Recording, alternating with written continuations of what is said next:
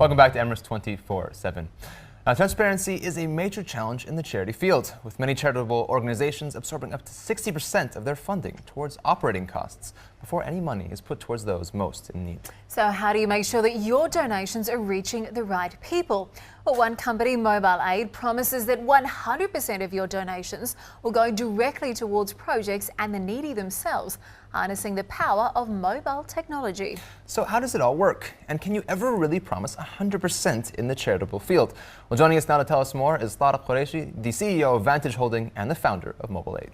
Thank you for joining us. Thank you, Omar. Thank you, Katie. Good to be here. Thank you. Good to have you. So tell me a little bit about Mobile Aid and this concept of 100%. How does it work? Mobile Aid is essentially basically disrupting how philanthropy and charity works into the future. It's bringing charity into the 21st century. We are creating mobile platforms and technology platforms. We're embracing the digital space. We're looking for some new donors because the top 10% is basically looking after the bottom 20-30%. They need that money. There's a lot of donation fatigue at the top. So we're actually going down that triangle and looking at people in the middle. That's what Mobile Aid is doing, is fundamentally shifting that. Now, your question about 100%, I think that is really the key, because for me it was about making a bold decision to have a new paradigm. And the new paradigm here really is that if you give me $100 or 100 dirhams, you give it to me as amana, as money held in trust. So even if I take 1%, one fill out of that, I'm actually breaking that trust. So at best, the organizations are either lazy or unimaginative. At worst, they are actually almost criminal in the way that a lot of waste has gone through. So what we are doing is harnessing all of that and basically saying, we will draw the line in the sand and it will now be 100%. Now, how do we do it? I guess that's exactly what I wanted to ask. Question. How on earth do you do it? We need to have operating costs and other things like that. Absolutely. And I think that is our existing paradigm, that's our existing training, and that's why we almost immediately asked that question.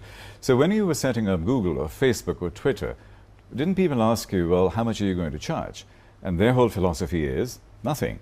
And they'll build business models around that, as opposed to charging for the communication itself. Our philosophy is exactly the same, that the donation itself is untouchable. But does that mean you'd go into ads or something, for example, to raise create revenue? Absolutely. Or how does it work exactly? We could create a platform. We could create technology platforms. Take a program like the American Idol. They probably make $100 to $200 million just on the texting. But similarly, simultaneously, they also make hundreds of millions of dollars on merchandising, sponsorships, ticketing, and all the other good things. What we are saying is, if you're sending in $100 million worth of donations, 100% of that will go away, and we can make money on the other side, and that'll absorb all the costs. So effectively, we'll create projects and plans that absorb all the costs, and that's how businesses are run. I'm a business person primarily, and that's what I do. So I'm using my business brain to come up with interesting new ideas of making this thing happen. Now, tell me about the mobile phone platform. I guess we're all becoming a lot more mobile. Smartphone use is certainly off the charts. Why was that the natural next step for you? There's several reasons. The first reason is that up to 90% of the people in the developing world and the youth population, the new donors that we are looking for, they are all mobile savvy. So that's the first thing. You go to Africa, you go to India, people won't have clothes to wear, but they'll have their mobile phones. Kenya have M-Pesa, and that is how they are using to communicate and to even transact money and financials. So with that in place and all the tablets that are available, what telecoms also have is an amazing billing system. Right down to 1/100th of a fill, you can actually calculate that and absorb that. So no physical money, nothing is happening. You just take the money, it sits in the telecoms company, it goes straight to the charity and to the cause that we are talking about. So therefore, we're taking out all of the intermediaries in between. And mobile phones can actually do that. And you just literally de-intermediate a lot of people in between, and that's how we can bring the costs down and make it much, much easier. In terms of the telecoms companies, I guess across the developing world, developed world, have you seen interest in this platform? Is there some sort of willingness to participate? Absolutely. I actually thought about this. I was amongst the pioneers in the world in 2003 and launched Mobile Aid in Dubai in October 2003. And at that time, it was post 9/11, and it was very difficult, and people were finding it difficult to adopt to this.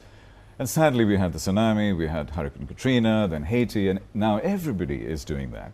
So behavior change is not an issue anymore. What is an issue is to create marketing platforms and create trust and transparency and make the project, the business model, absolutely bulletproof in terms of trust. Once you've done that, then people will actually send the money in. You mentioned earlier the concept of donor fatigue, particularly with that upper 10%. Yes. That issue of trust, the issue of transparency. Yes. How big a challenge do you think it is right now, especially when we're looking at 50, 60% sometimes not going where you think it is? Absolutely. How much of a challenge do you think it is? Massive. I think it's the single largest challenge for donor apathy. People are becoming cynical, and people are falling out of the habit of donating. Now, the whole philosophy of mobile aid is micro donations, 10 cents, $1, 1 dirham, 10 dirhams. And we want to make it so small and less than the price of a cup of coffee. So you don't actually have to think about it. So it's not actually a donation. It's actually you are contributing as you go along.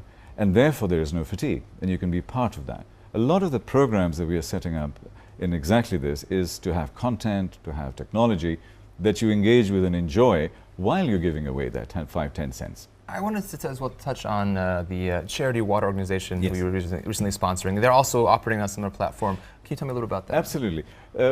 When we put down the stake in the ground for 100%, we sort of said, let's go and find out who else is doing it. And there were very, very few organizations in the world, and Charity Water was one of them. So while we were doing our research, we found them sort of 6, 7, 8 months ago. As part of mobile aid, we have 3 basic pillars that we work on. The first one is health, mostly preventive health. The second one is education, mostly primary education and literacy, because over 2 billion people cannot read and write. And the third is empowerment and sort of micro donations, micro entrepreneurship, and so on. So these are the 3 pillars. With the health side, one of the most important things in the world today is actually water. 80% of disease in the developing world is water related, and 80% of that disease is preventable. So 64% of all disease is preventable today by just clean water. 800 million people are not getting it today. And up to 4,100 kids are dying every single day. Every single day. So I said to myself, shame on us that if we can't do something about it. So I put my business brain on and started moving. With Charity Water, they have a complete 100% transparency and 100% delivery to the front line, and they work on projects all over Africa, Asia, Latin America, and so on. And when we research them, even if somebody is giving money with a credit card, they take money from the other pot and actually give 100% of your donation in the front line. And they are building sustainable projects. And part of what Charity Water is doing, and Mobile Aid is supporting them and contributing to those platforms, is making sustainability sustainable. Absolutely, making sure it's reachable for all of us in the end. It's reachable for all of us, but it's recurring revenue streams. It's streams of money that keeps coming again and again. Because I hate, when we suddenly have a telethon because we have a hurricane. Sure, of course. And I'm just thinking, come on, guys, that shouldn't be the case. Now, if you can give away $1 here or 10 dirhams there or something like that, let's accumulate that. It's about constant donations, constant donation and constant participation. You could do it right at the bottom. Charity Water does it with kids, with children, with and donating a birthday. So kids start engaging with charity and with giving and with sharing. Yeah. Balak, I love your passion. I'm sorry, we're actually out of time. I have to stop you there, but you're doing amazing work. Thank you very much for taking the time to share with us. Thank you, Emma. Thank you, Wish you all the Katie. best. I Thank appreciate you. it.